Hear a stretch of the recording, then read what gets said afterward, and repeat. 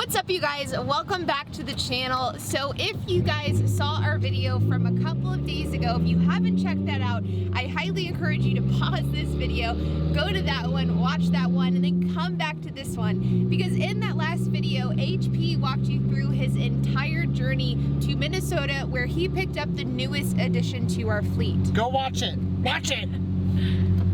Now that some time has passed and everyone else has left, for those of you that did watch the video, you know that I traveled all the way to Minnesota to go pick up a camper trailer, or a camping trailer, or a trailer that you camp in. I think it's just an RV. It's a recreational vehicle. It is a recreational vehicle. It's not motorized, so they didn't specify that. But yes, I drove all the way carrying this 5,700 pound mammoth across the country for you and for us, but for you too. Mainly for us.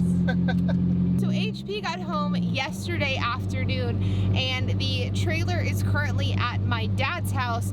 Now, the thing that's interesting about the trailer that we learned over the last week is that whenever you have something as large as this trailer, you obviously can't just park it anywhere. So we were able to secure parking around the area that we live in. So what we're going to be doing today is we're actually going to be driving to go get the RV. I've never seen it. I've just seen photos, and of course HP and I FaceTimed the day that he picked it up, so I saw it through there, but I've never seen it in person. So you guys are going to be seeing my first reaction. We're then going to go clean the RV, and then we're going to drop it off at the storage facility that we will be storing it from here on out. Then at the end of the video, we'll also be giving you guys some insight on what our plans are with this vehicle, how much we paid for it, what the upkeep is going to look like, and we'll give you guys all those juicy details. So let's get started. But first, we get salads. Okay, maybe not salads, drinks. It may be September, but it is still hot as crap outside. Now let's head to my dad's house. You could like this. Functional.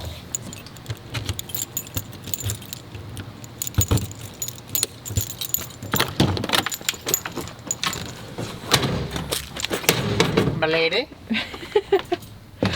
Might be a little toasty. So it's sort of exactly how I pictured it. Like, I feel like you did a good job, HP, with like kind of managing my expectations of everything. Look at this bathroom. The bathroom is impressive. It's humongous. Full-size shower. I feel like it needs a good cleaning in here. Butterflies. And these butterfly stickers are a little ridiculous. What about letting your heart soar? Love it.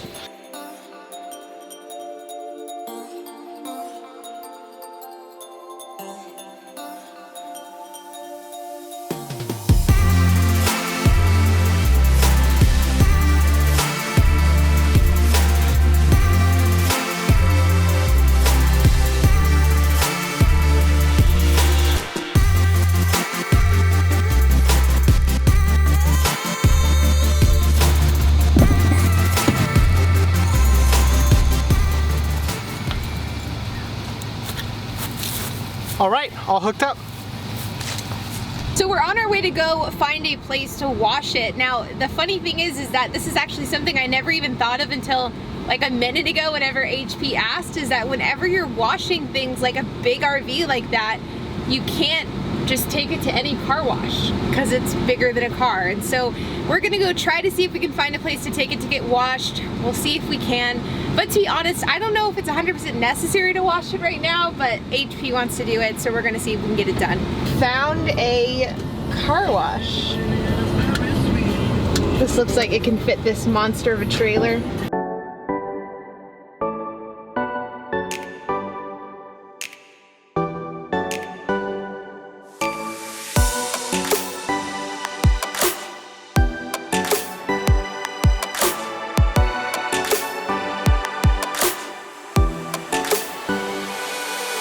So we decided to take a little bit of a detour to the storage facility, and we decided to take some photos of the RV for the outdoorsy listing. We figured this will probably be one of the last times, at least for a while, that the RV is hooked up to the truck, so we figured what better time to take some photos. We will be taking the interior photos after we clean the inside, so this is just the exterior. So we got some nice shots, but now I'm actually going to be seeing the RV for the first time fully extended since we are in this parking lot. And man, it feels way way bigger whenever this thing is extended. But it could also use a pretty good cleaning, I would say. Oh yeah, definitely. So now that we've gotten that out of the way, we've cleaned the RV, we've taken the photos for Outdoorsy, but we still have to take the interior pictures. Now let's talk about why we got this and some of the numbers associated with the purchase. So interestingly enough, the idea of getting an RV is something that we've been throwing around for quite a while now. It was never like on the forefront. We've never seriously thought about pulling the trigger, but this past summer, HP, myself, my dad, my two sisters, and my niece, we went to the Pacific Northwest, Oregon, Seattle. We went to San Francisco and we stayed, and we were looking at national parks there. And at the time, we thought about possibly looking at getting an RV because my niece is very young. It was a lot of us in one car, and the idea was once HP and I have kids, which isn't going to be for a while, but once we do have kids, it just adds some complexity to the equation. And it's like, how do we fit all of these kids in one vehicle once we do have them? And that's where the idea of the RV came up. But after that trip, we didn't really think about it for a long time because we started looking at the price of RVs, and they range anywhere from like 20 to 50 to 80 to $500,000, and it all depends on what you're comfortable with. But once Hank's friend came out and said that his stepfather and his mom were selling an RV, surely we had to jump on that, and it turned out to be a great price to do it at too. So we bought this RV for $13,600, and supposedly they've only driven it about 2,000 miles. They really kind of just drove it locally in the Minnesota area, and so it probably was used more than 2,000 miles, but it wasn't taken like on multiple cross-country road trips. And our thought is that we keep it for a year. We see, number one, how we like it, like how we like to use it as users of the RV, but then number two, of course, we want to see how it does on Outdoorsy. Now our thought process is that if after a year we don't like it, or if we don't make enough money off of it, we'll just simply sell it. We got a good enough deal on the RV that we think that we can confidently sell it for at least a break even, if not a profit, in a year's time. Now there are some costs associated with the RV aside from just the purchase price of it. With two things are going to be insurance and storage, because we can't just keep it in front of our house. I mean, we could, but we really don't want to make our neighbors mad. Now the cost for insurance is right at $97 per month, which is not actually terrible, but the downside is we're not going to be driving it that often, and I think they know that, but that's the price of insurance.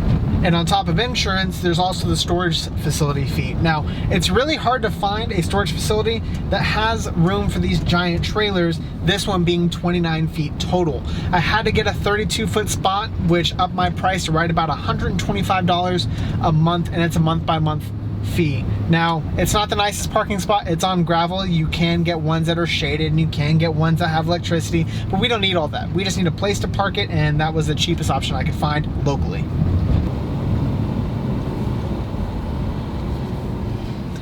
RVs for miles. Oh, there's also boat storage here. I mean, one correction and I'm in. I impressed myself. HP is an incredible parker.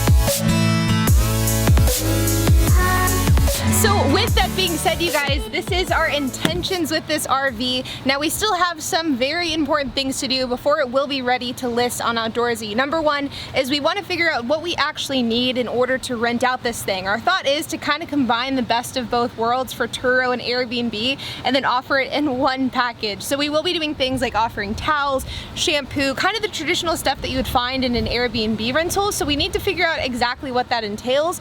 We also need to read the Outdoorsy terms of service, this because Outdoorsy is a brand new animal to us and we don't know how to operate on it. So we need to learn that before we will be renting this out. Now we will be coming back to the lot on a later date. We are gonna do very thorough cleaning in the entire RV. It's clean, but it's not like sparkling clean. We want it to look like a hotel. We want it to look like an Airbnb. And then we'll take some photos for Outdoorsy as well.